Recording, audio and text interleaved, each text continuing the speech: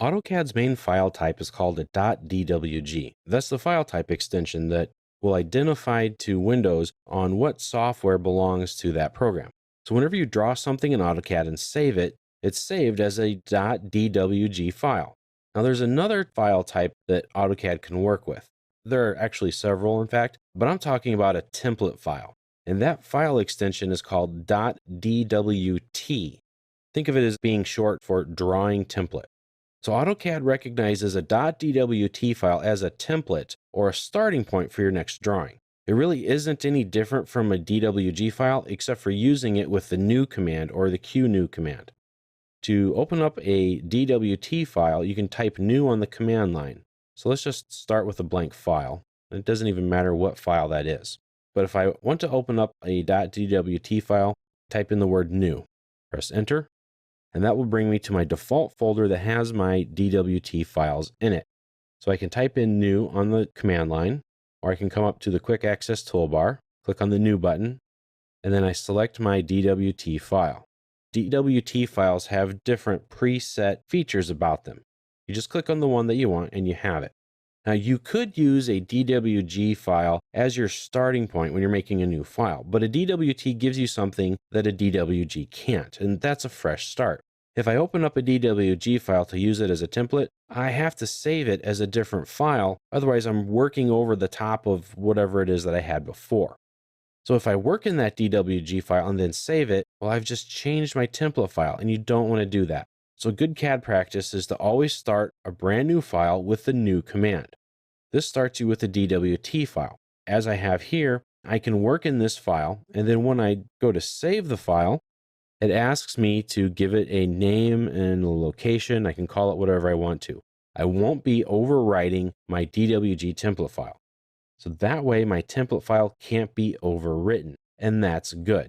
However, if I use the open command, press enter, and I change my drawing file type here to DWT, and I open up my template file, now I am actually editing my .dwt file. So if I go to save the file, then I'm making changes to my template file. And that's how you create a template file.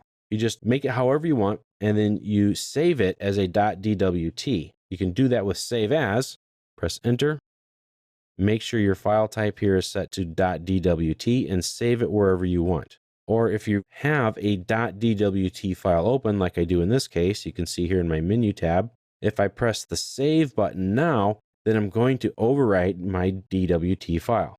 So that's just something to keep in mind.